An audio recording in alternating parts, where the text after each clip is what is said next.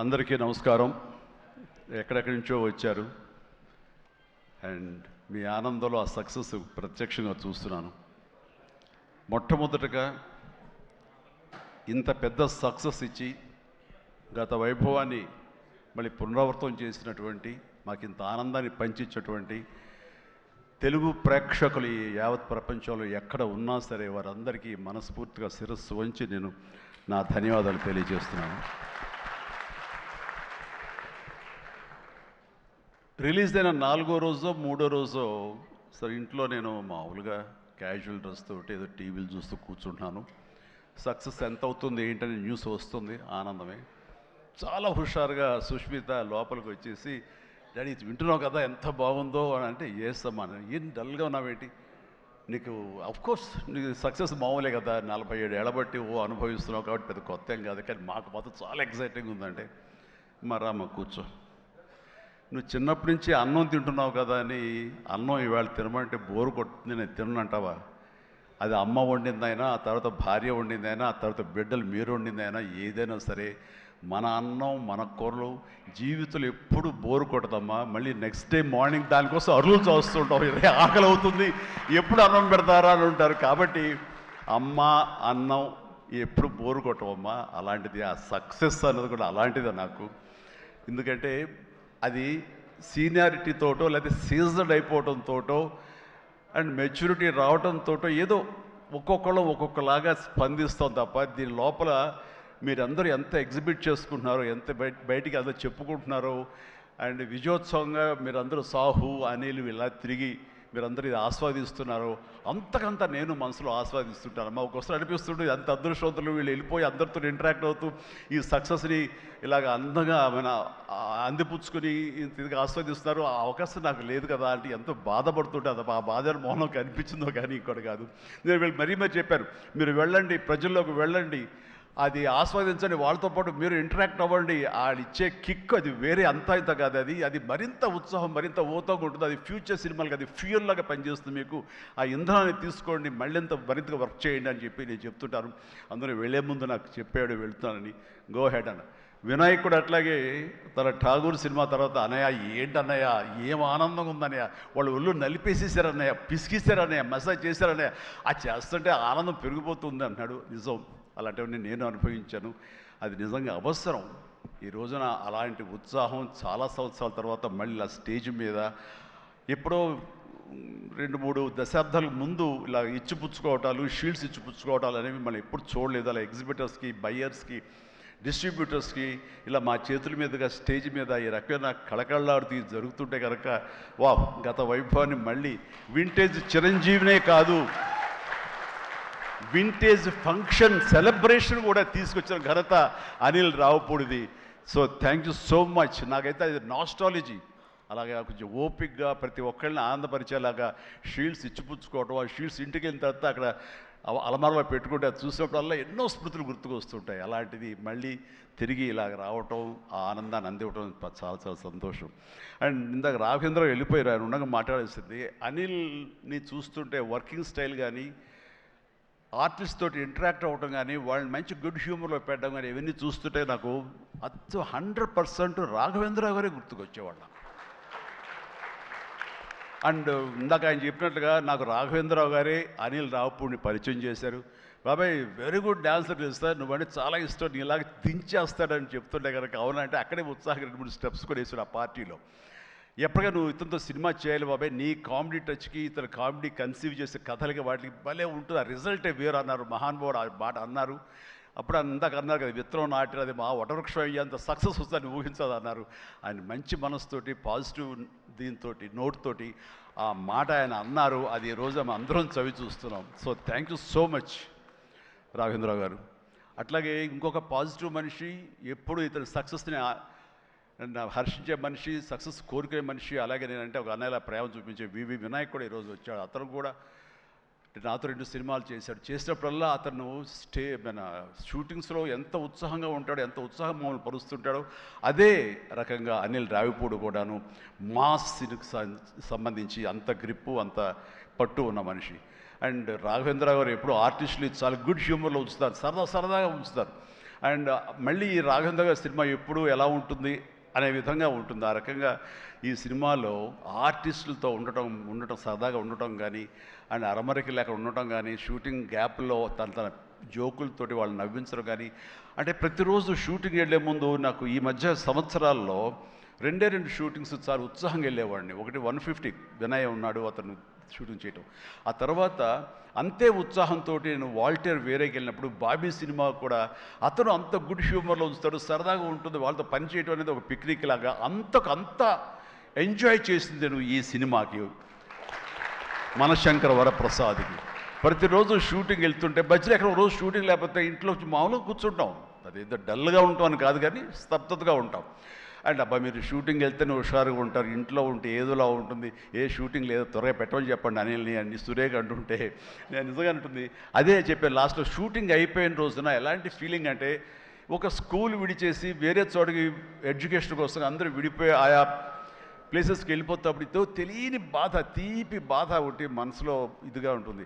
అలాంటిదే నేను గురయ్యాను ఈ సినిమాకి. అందులో లాస్ట్ డే ఎమోషన్ అయ్యి కూడా అందరి యూనిట్ అందరినీ పిలిచి దగ్గరికి తీసుకుని వాళ్ళకి నా కృతజ్ఞత చెప్పుకున్నాను. ఒక వండర్ఫుల్ ఎక్స్పీరియన్స్ ఈ సినిమా నేను చేయడం. అలాంటి ఎక్స్పీరియన్స్ ఇచ్చినటువంటి అనిల్ రావుపూడి రైటింగ్ టీమ్కి, అనిల్ రావుపూడి అసిస్టెంట్లకి, ఏడీలకి, అసోసియేట్స్, అలాగే మన సమీర్ రెడ్డి కెమెరా వాళ్ళ అసిస్టెంట్లు అందరూ ఒక కుటుంబంలాగా కలిసిపోయాం. దానికి తోడు ఇంకా సాహు గారి వైఫ్ ఎవరైతే దీన్ని సమర్పించారో అర్చన గారు కానీ, వీళ్ళందరూ ఇంట్లో బిడ్డలాగా మా సుష్మితో పాటు అమ్మాయి కలిసిపోయేలాగా వీళ్ళందరూ చాలా ఇది కలిపి ఒక ఫ్యామిలీ లాంటి ఫీలింగ్ వచ్చింది. నేను ఎప్పుడు ఒకటి నమ్ముతాను, నాకు కానీ రాఘవేంద్ర గారు కానీ, నాకు కానీ కేఎస్ రామారావు కానీ, ఇలా చాలామందితోటి ఫ్యామిలీ అన్న ఫీలింగ్ వచ్చి డైరెక్టర్లకి, ఆర్టిస్టులకి, నిర్మాతకి ఒక మంచి గుడ్ రిలేషన్ ఉండి గుడ్ ఎమోషన్ కనుక సినిమా ప్రాసెస్ అప్పుడు జరుగుతున్నప్పుడు ఉంటే కనుక దాని రిజల్ట్, దాని ఇంపాక్ట్ ఖచ్చితంగా సినిమా మీద ఉంటుంది. అది నేను అనుభవిస్తూ స్వయం అనుభూతో ఉన్నాను. అలాగే ఇందాక నేను చెప్పినవి కూడాను అన్ని సక్సెస్ఫుల్ సినిమాలే. మిగతా సినిమాలకు వచ్చిందంటే ఏదో వర్రీగా, ఏదో డౌట్గా, ఏదోలా ఉంటుంది. కాబట్టి నేను తప్పు నా మీదే వేసుకుంటాను కానీ ఒకళ్ళ మీద నెట్టను నేను, అది కానే కాదు. కానీ నాలో ఉండే జోష్ ఇంట్లో ప్రత్యక్షంగా చూశారు కాబట్టి, అలాగే ప్రత్యక్షంగా సినిమా సెట్స్లో వీళ్ళు చూస్తారు కాబట్టి నేను ఇది ధైర్యంగా చెప్పగలుగుతున్నాను. అందుకని ఏ సినిమా అయినా సరే కష్టపడే పని చేస్తాం, ఏ సినిమా అయినా సరే ఇష్టంతోనే పని చేస్తాం. కానీ కొన్ని సినిమాలు ఎగ్జైట్మెంట్ ఇస్తాయి, కొన్ని సినిమాల రిజల్ట్ అలాగే ఉంటుంది.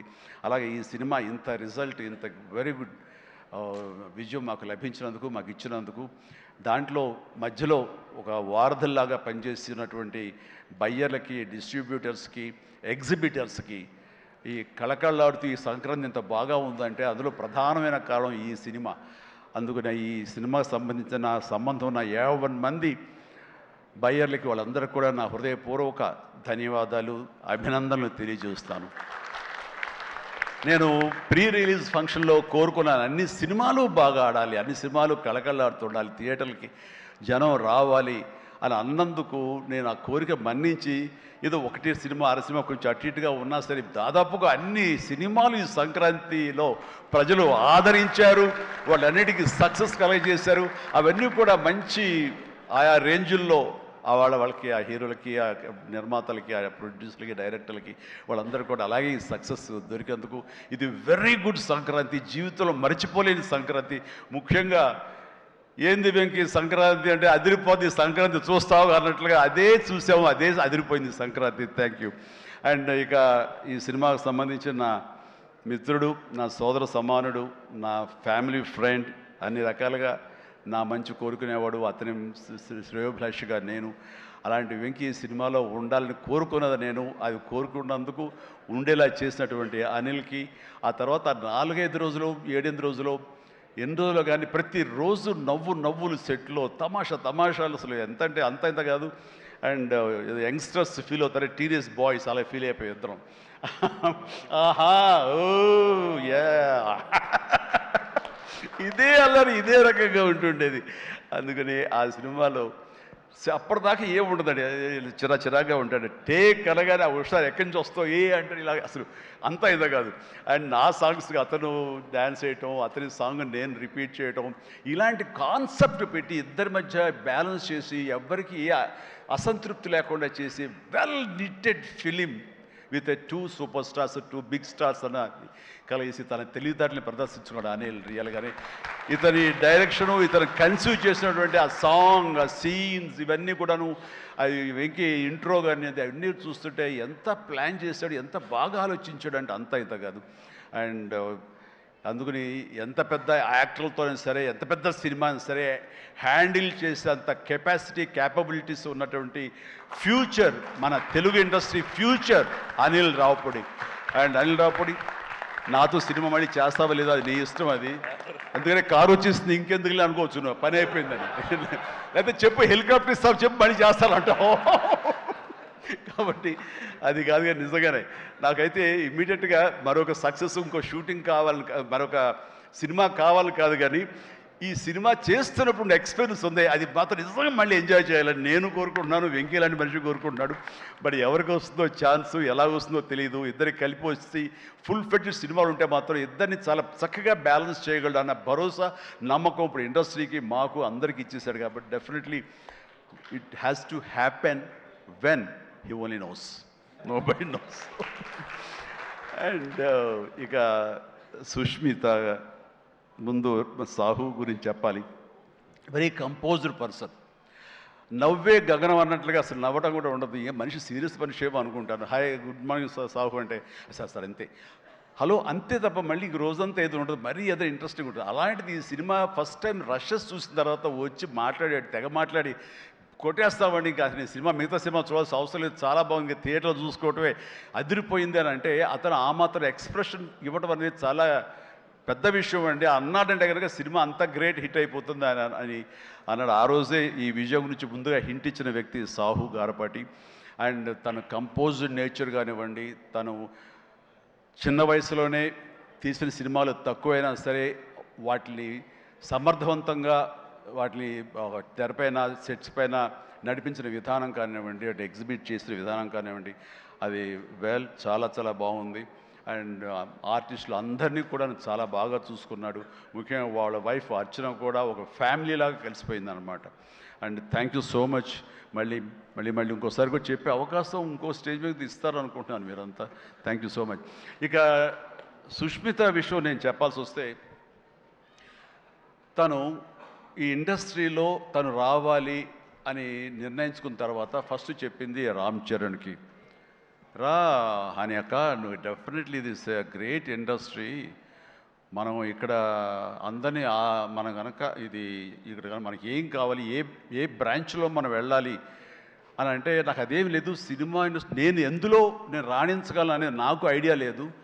ఫస్ట్ ఆఫ్ ఆల్ ఏదో ఎంటర్ అవ్వాలి అంటే ఓ పని నా కాస్ట్యూమ్స్ అవి చూసుకోండి. రంగస్థలంలో తన కాస్ట్యూమ్స్ గురించి, రంగస్థలంలో కాస్ట్యూమ్స్ ఏమున్నాయి పాప, ఏముంటాయి అంటే ఏదోనా సరే లుంగి కానీ అది కానీ ఆ గెటప్కి వస్తామని చెప్పి తను సుకుమార్ వాళ్ళందరి దీంట్లో డిజైన్ చేసుకుంటే చాలా రస్టిక్గా ఉండాలి, చాలా ఇదా ఉండాలి అంటారు.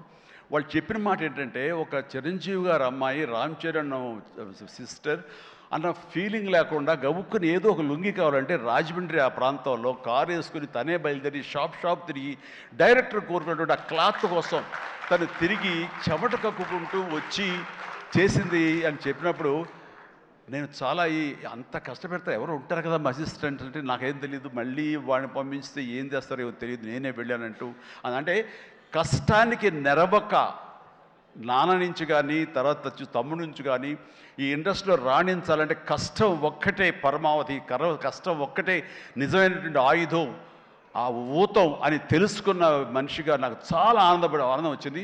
తను ఏవైనా ఇండస్ట్రీలో చేయగలదు, సాధించగలదు నమ్మకం. ఫస్ట్ టైం ఆ రాజమండ్రి వీధుల్లో తను ఎవరో మర్చిపోయి ఒక కాస్ట్యూమర్ లాగా పరిగెత్తిందంటే that is the best thing. నేను దాన్ని మనస్ఫూర్తిగా దాన్ని హర్షిస్తున్నాను, వెల్కమ్ చేస్తున్నాను. ఆ తర్వాత నేను సినిమాలు చేసి ప్రొడ్యూసర్గా చేయాలనుకుంటున్నాను, నాకు ఇంట్రెస్ట్ కలుగుతుంది, ఇక్కడే సెటిల్ అవ్వాలనుకుంటే ఇది వండర్ఫుల్ ఇండస్ట్రీ అమ్మా, ఇక్కడ నువ్వు రాణించాలి అంటే కనుక ఖచ్చితంగా నీకు అవకాశం ఉంటుంది. ఇది ఒక దీనిలాగా ఎంతమంది వచ్చినా సరే అంతమందికి ప్లేస్ ఉంటుంది. అది ఎవరు రాణిస్తారు ఎవరు రాణించరు అనేది మన వ్యక్తిగత కష్టాన్ని బట్టి, మన యొక్క గోల్స్ని బట్టి ఉంటాయి ఇక్కడ. కాబట్టి ఇంకొక విషయం, ఇండస్ట్రీ ఈ పరిశ్రమ, సినీ పరిశ్రమ అనేది అద్దం లాంటిది. మనం ఎలాగా ఉంటామో మన స్వభావం కానీ మన ఆహార్యం కానీ, మన థాట్స్ కానీ, మన స్వభావ భావాలు కానీ, ఇవన్నీ మన వ్యక్తిత్వం కానీ ఎలా ఉంటుందో అలాగే మనకి రిజల్ట్ కనబడుతుంటుంది. ఆ అద్దం కూడా మనం అలాగే చూస్తుంది, ఇండస్ట్రీ కూడా అలాగే మనకి రిజల్ట్ ఇస్తుంటుంది. నీ వ్యక్తిత్వం బాగుండాలి, నీ అప్రోచ్ బాగుండాలి, నీ కష్టం బాగుండాలి, అంతకంత రిజల్ట్ ఇస్తానే ఉంటుంది ఇండస్ట్రీలో. దీన్ని కేర్లెస్గా ఉన్నా సరే, ఒక యాటిట్యూడ్ ఉన్నా సరే, చూద్దామని అపనమ్మకంతో ఉన్నా సరే, అది కూడా నీ పట్ల అపనమ్మకంగానే ఉంటుంది. ఏది అంతంత మాత్రంగా చూస్తుంది. నేను అనుభవపూర్వకంగా చెప్తాను. అన్నప్పుడు నేను ఫస్ట్ సినిమా చేయాలనుకుంటే మా ఇంట్లో ఉన్న హీరోస్ తోటి ఏ హీరో తను కాదంటారు? ప్రతి ఒక్కరిని ప్రతిరోజు కలుస్తుంది. ఒక కత్తి తెచ్చుకుంటే ఏ హీరో తను కాదంటారు? కానీ నేను వాళ్ళతో చేయండి డాడీ, నేను ఫస్ట్ ఆఫ్ ఆల్ ఎక్స్పీరియన్స్ సంపాదించాలి, గ్రౌండ్ రియాలిటీ తెలుసుకోవాలి అంటూ తను వెబ్ సిరీస్ మొదలుపెట్టింది, వెబ్ ఫిలిమ్స్ మొదలుపెట్టింది. అమ్మా ఏదో లాభం ఉంటుందంటే, లాభం ఉండదు డాడీ, ఏదో లక్షల్లో మిగులుతుంది లేదని ఒకసారి అది కూడా ఇదైపోతాయి. కానీ నాకు ఎక్స్పీరియన్స్ గెయిన్ చేస్తాను, ఎక్కడెక్కడ ఏమిటి ఎన్ని డిపార్ట్మెంట్లు ఉంటాయంటూ ప్రతి డిపార్ట్మెంట్ని చవి చూస్తూ దానిలో ఒక ఎక్స్పీరియన్స్ గెయిన్ చేస్తూ, అలాగే తన ఫిలిమ్స్ తీసింది, చిన్న చిన్న ఫిలిమ్స్ చిన్న చిన్న హీరోలతో చేసినప్పుడు తను ఒక కాన్ఫిడెన్స్ గెయిన్ చేసుకుంది. అంతేగాని మాకు రెడీమేడ్ కేక్ వాక్ ఇక్కడ సినిమా తీయటం, మా అండదండలో నాన్నగారు వాళ్ళందరూ ఉన్నారు కాబట్టి అని అనుకోలేదు. అలాగే ఎవరితోటో నువ్వు పార్ట్నర్షిప్ తోటి నాతో సినిమా చేయమంటే వాళ్ళు అన్నారు, అయ్యో అమ్మ నువ్వేమి పెట్టక్కల, నువ్వేమి రావక్కర్లేదు, సినిమా మేము చేసేస్తాము, నీ పేరు వేసేస్తాము, లాస్ట్కి వస్తారు ఇదిగో ఇంత డబ్బని ఇచ్చేస్తామా, ఏం వర్రీ అవ్వకమ్మా అంటే, అస్సలు నాకు వద్దుడని నేను వెళ్తే సినిమా చేయను, అందుకు అది బ్యానర్ పేరు నేను చెప్పను అనేసరికి, అలాగే ఏమంటే కాదండి నాకు ఎక్స్పీరియన్స్ కావాలి, నేను పని చేయాలి, నేను డబ్బు పెట్టుబడి పెట్టాలి, పెట్టిన తర్వాత మంచి వచ్చేడా వచ్చే ప్రతి పైసాకి నేను తినడానికి, నేను అనుభవించడానికి నాకు అర్హత ఉంటుంది కాబట్టి నేను చస్తే ఆ సినిమా చేయండి. ఆ సినిమా క్యాన్సిల్ చేసుకుంది. సో వదిలేశాను నేను. సాహుతోటి సినిమా అన్న తర్వాత సాహు తను కూర్చుని చెప్పండి మీరు ఎంత పెడతారు, నేను అంతే పెడతానని సగం డబ్బు సొంతంగా పెట్టింది, మిగతా డబ్బు బయట నుంచి అప్పు తీసుకొచ్చింది పెట్టింది తప్ప నేనైతే న్యాయ పైస ఇవ్వలేదు. ఆ పైపెచ్చు ఇద్దరి నుంచి నాకు టైంకి కావాల్సిన రెమ్యునరేషన్ ఆయా సమయాల్లో నేను తీసుకుంటూనే ఉన్నాను తప్ప అది నేను ఇవ్వలేదు. అంత ప్రొఫెషనల్గా బిహేవ్ చేసింది. ఈ రోజున ఈ రిజల్ట్లో సాహు ఎంతగా అనుభవిస్తున్నాడో, ఒక నా సినిమాని గర్వంతో, ఎస్ నేను డబ్బులు పెట్టుబడి పెట్టి డబ్బు సంపాదించుకుంటున్నాను అదే గర్వంతో తను కూడా ఉంది. కాబట్టి ఈ రోజున ఒక డాక్టర్గా సుష్మిత చూస్తే నేను గర్వపడుతున్నాను, ఎప్రిషియేట్ చేస్తున్నాను, మనస్ఫూర్తిగా ఓ బిడ్డగా నేను గర్వపడుతున్నాను. థ్యాంక్స్ రా, యూ డిజర్వ్ ఇట్. సో అట్లాగా బిడ్డలు ఈ ఇండస్ట్రీలో రాణించాలి అంటే నిజంగా ప్రతి వాళ్ళు, అది ఏ బిడ్డ అయినా అవని, ఆడబిడ్డ అవని, మగబిడ్డ అవని, ఇండస్ట్రీలో రాణించాలి అంటే కనుక ఖచ్చితంగా ఎంకరేజ్ చేయాలి. ప్రతి ఇది గొప్ప ఇండస్ట్రీ అండి. ఇక్కడ ఎవరైనా రాణించలేదు, ఇక్కడ ఏదైనా నెగిటివ్ పీపుల్ ఉన్నారు, ఇక్కడ మాకు ఇలాంటి బిట్టర్ ఎక్స్పీరియన్స్ జరిగింది అంటే కనుక అది నీ తప్పిదం అవుతుందని నేను అనుకున్న ప్రకారంగా నేను నమ్ముతున్నాను. నువ్వు స్ట్రిక్ట్గా ఉండి సీరియస్గా ఉంటే కనుక ఏ ఒక్కటి అడ్వాంటేజ్ తీసుకోవడానికి ప్రయత్నించారు, ఎలాంటి ఏదంటే క్యాస్ట్ కావచ్చు అలాంటివి ఏమి ఉండవండి. నీ బిహేవియర్ బట్టి ఉంటుంది. మీకుండే అభద్రతా భావంతో ఏమో అలాగేలా ఉండాలేమో అని ఉండకూడదు. ఎస్ నువ్వు ప్రొఫెషనల్గా ఉండు, అవతల కూడా ప్రొఫెషనల్గా ఉంటారు. ఈ ఇండస్ట్రీ అనేది ఒక అద్దం లాంటిది, నువ్వేమి ఇస్తావు తిరిగి నీకు అదే వస్తుంది. కాబట్టి ప్రతి ఒక్కరికి ధైర్యంగా పరిశ్రమకు రావాలి అనుకుంటే కనుక కృత నిశ్చయంతో, దృఢ సంకల్పంతో, హార్డ్ వర్క్ని ఆసరాగా తీసుకుని రండి. ఇది గొప్ప ఇండస్ట్రీ, మీరు అందరూ రాణిస్తారు, చేస్తారు. అది ఆడబిడ్డలు కానివ్వండి, మగవాళ్ళు కానివ్వండి, ఎవరైనా సరే. సో అది నేను వెల్కమ్ చేస్తున్నాను. దానికి ప్రత్యక్ష సాక్ష్యం సుష్మిత, అలాగే దత్తు గారి పిల్లలు స్వప్న దత్, ఇలాంటి వాళ్ళందరూ కూడా ఎంతోమంది, ఇది ప్రధానంగా ఇంత డిస్ట్రిబ్యూటర్స్ తరపునట్టు మాట్లాడిన సుప్రియ, వీళ్ళందరూ కూడా ఆ స్థాయి వాళ్ళు.